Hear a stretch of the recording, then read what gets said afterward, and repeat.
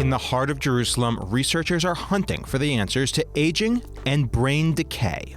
Alzheimer's is a neurodegenerative disease, meaning that there are nerve cells, neurons in our brain that are the key functional unit of the brain that are dying.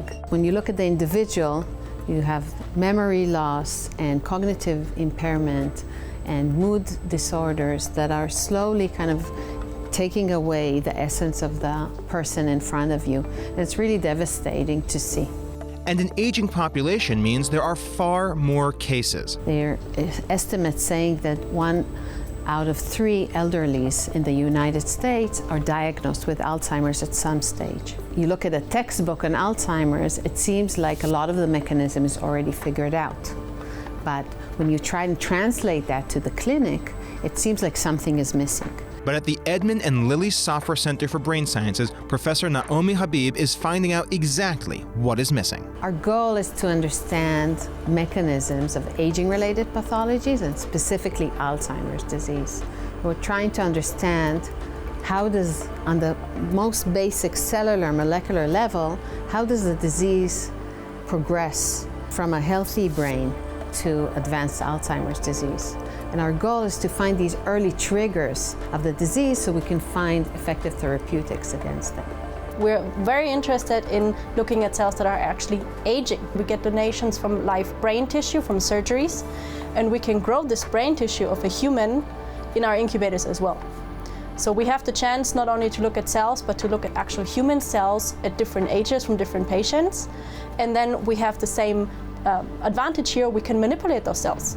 And what makes this lab unique is the ability to do those experiments at the smallest scale. Now we can actually look at individual cells.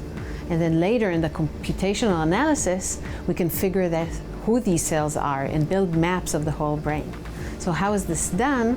The key point is our ability to actually isolate different cells, capture them, and tag the molecules of each of these cells individually. The cells that we see in this map, they come from hundreds of different individuals. Using this diversity, we can now try and put all of these donors along some disease timeline, or to try and learn some disease timeline. And we are finding that we have different of these trajectories leading to different disease outcomes. And that is uncovering the answers to many long-standing questions. Some people were claiming that Alzheimer's is an accelerated form of aging, meaning that if we all continue to age until the age 150, we will all get Alzheimer's. But in fact, what our maps show is that there are different paths the cells in the brain can take. One of these paths is where all the cells together are changing their functions, leads to Alzheimer's. And the other path leads to the slower decline that we associate with more healthy form of aging. And from the answers in Habib's lab, a path to a cure. There are people that have pathologies in their brain, but they don't have the clinical symptoms. So these type of resilient individuals, we believe, are really the key to find a cure.